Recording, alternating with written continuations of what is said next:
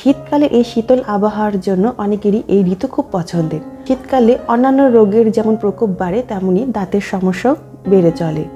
দাঁতের শিরশির ভাব, দাঁতের ব্যথা এগুলো তীব্র আকারে বাড়তে থাকে। একমাত্র তারাই ভালো বুঝেন যে ভুক্তভোগী। আমি ডক্টর পূজা সাহা আছি ডেন্টাল সার্জন হিসেবে শিকদার ডেন্টাল কেয়ারে।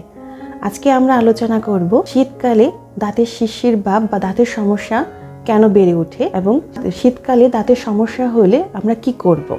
অনেকের এই সময়ে ঠান্ডা পানি ব্যবহার করলে বা ঠান্ডা পানি দিয়ে কুলকুচি করলে দাঁতে শিরশির করে ওঠে। যদি এরকমটি হয়ে থাকে তাহলে ধরে নিতে হবে আপনার দাঁতে কিছুটা হলেও সমস্যা আছে। হতে পারে এই সমস্যার জন্য আপনার ডেন্টাল ট্রিটমেন্টের কোনো প্রয়োজন নেই, কিন্তু অনেক সময় দেখা যায় যে দাঁতের অন্যান্য রোগের প্রথম লক্ষণ হিসেবে দাঁতের শিরশির ভাব ধরা হয়ে থাকে। যদি আপনার ক্ষেত্রে এরকমটি হয়ে থাকে তাহলে অবশ্যই আপনার নিকটবর্তী বিডিএস ডেন্টাল ডক্টরের কাছে যেয়ে প্রপার ডেন্টাল চেকআপের মাধ্যমে কনফার্ম হয়ে নেবেন যে আপনার দাঁতে কোনো সমস্যা হচ্ছে কিনা বা কোনো সমস্যা আছে কিনা যার কারণে আপনার দাঁতে শিরশির ভাবটা হচ্ছে। এখন জেনে নিই শীতকালে দাঁতে শিরশির করার কারণ কি কি হতে পারে। প্রথমত আপনাকে এটা ধরেই নিতে হবে যে শীতকালে যদি আমরা অতিরিক্ত ঠান্ডা কোনো কিছু খাই বা অতিরিক্ত ঠান্ডা কোনো কিছু পান করি তাহলে আপনার দাঁতে শিরশির ভাব হবে। এটা আপনার দাঁত যে স্বাভাবিক অবস্থায় আছে এটা জানার একটা পদ্ধতি যে আপনার দাঁতে শিরশির করছে। যেমন আইসক্রিম খেতে গেলে, কোল্ড ড্রিঙ্ক খেতে গেলে আপনার দাঁত হঠাৎ করে শিরশির করতেই পারে।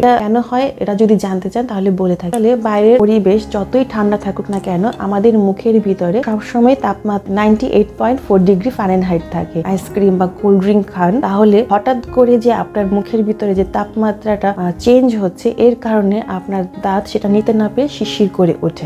অনেকে আছে দাঁত জোরে জোরে ব্রাশ করে এবং অনেকক্ষণ ধরে ব্রাশ করে। এই জোরে জোরে ব্রাশ করা বা অনেকক্ষণ ধরে ব্রাশ করার কারণে আমাদের দাঁতের সাথে যে মাড়িগুলো লাগানো আছে সেগুলো নিচের দিকে নেমে যায় এবং দাঁতের গোড়াগুলো এক্সপোজ হয়ে যায়, মানে বের হয়ে আসে, যার কারণে আপনার ঠান্ডা গরম পানিতে দাঁত শিরশির করে ওঠে। এছাড়া অনেকে আছে দাঁত সাদা করার জন্য কিছু টুথপেস্ট ব্যবহার করে বা টুথ পাউডার ব্যবহার করে।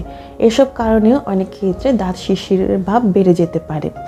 কারণ আপনি যে টুথ পাউডার বা দাঁত সাদা করার যে টুথপেস্ট ইউজ করবেন সেটার মধ্যে আপনার কিছু ফাইন পার্টিকেল, কিছু গ্র্যানিউলস থাকে যেগুলোর কারণে আপনার দাঁতের আবরণ কিছুটা ক্ষয় হয়ে দাঁত সাদা করে, যার কারণে আপনার দাঁতে শিরশির ভাবটা বেড়ে যেতে পারে। অনেক ক্ষেত্রে দেখা যায় যে আপনার দাঁতে কিছু হলুদ রঙের একটা আবরণ জমে থাকে যেটাকে আমরা ক্যালকুলাস বা দাঁতের পাথর বলে থাকি।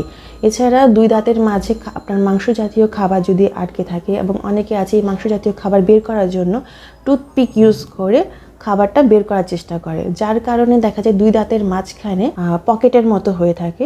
পকেট হওয়ার কারণে আপনার ওখানেও দাঁতের শিরশির ভাব করতে পারে। এখন আসি ঠান্ডায় দাঁতের সমস্যা থেকে আপনি কিভাবে পরিত্রাণ পেতে পারেন। ধরে নিলাম আপনার কোনো দাঁতে কোনো সমস্যা নেই, আপনি কোনো ডেন্টাল চেকআপও করার নেই যে আপনি জানতে পারবেন আপনার দাঁতে কোনো সমস্যা আছে কি নেই, কিন্তু শীতকাল আসলেই আপনার দাঁতের সমস্যা বেড়ে যাচ্ছে।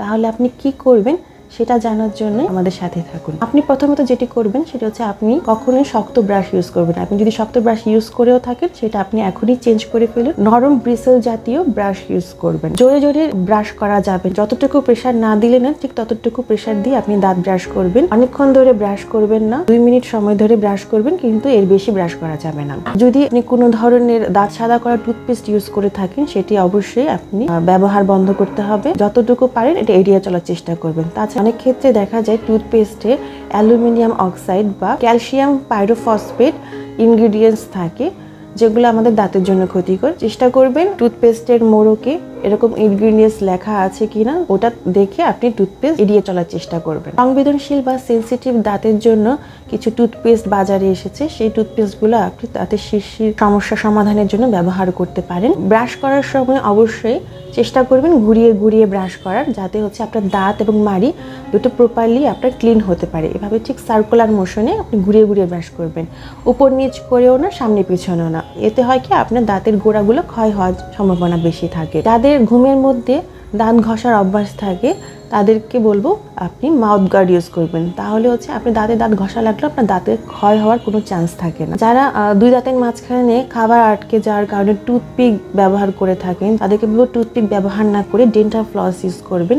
কারণ টুথপিকের আপনার খোঁচার কারণে আপনার ওখানে পকেট সৃষ্টি হয়, যার কারণে ওখানে আপনার বারবার খাবার আটকে থাকে। আপনি যদি ডেন্টাল ফ্লস ইউজ করেন তাহলে ডেন্টাল ফ্লস সুতার মতো চিকন হওয়ার কারণে ফাঁকাটা বেড়ে যায় না, যার কারণে আপনার দাঁতের সমস্যাটাও বাড়তে পারে না।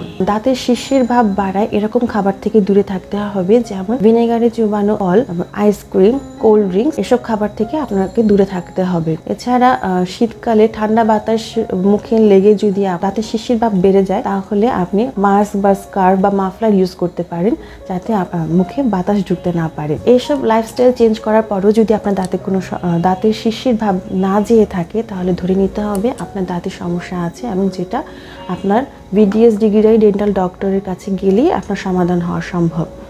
তাই চেষ্টা করবেন যত দ্রুত সম্ভব আপনার নিকটবর্তী বিডিএস ডেন্টাল ডক্টরের কাছে যেয়ে প্রপার ডেন্টাল চেক আপ করিয়ে দাঁতের যদি কোনো ট্রিটমেন্টের প্রয়োজন হয় অবশ্যই করিয়ে নেবেন। অবহেলা করবেন না, চেষ্টা করবেন প্রথম পর্যায়ে আপনার দাঁতের চিকিৎসাটা করিয়ে নিতে। আজ এই পর্যন্তই। আশা করি আমার এই ভিডিওটি আপনার কিছুটা হলেও উপকারে এসেছে। যদি কোনো ধরনের প্রশ্ন মতামত থেকে থাকে অবশ্যই আমাদেরকে জানিয়ে দিবেন। আর আমাদের পরবর্তী ভিডিওটি আপনি কোন টপিকের উপর দেখতে চাচ্ছেন সেটিও আমাদের কমেন্ট বক্সে জানিয়ে দিতে পারেন। আমাদের ভিডিওটি সবার প্রথমে দেখার জন্য লাইক এন্ড সাবস্ক্রাইব করে আমাদের সাথে থাকবেন। আমাদের ফেসবুক পেজটি লাইক করতে ভুলবেন না। ধন্যবাদ, ভালো থাকবেন, সুস্থ থাকবেন। দেখা হবে পরবর্তী ভিডিওতে।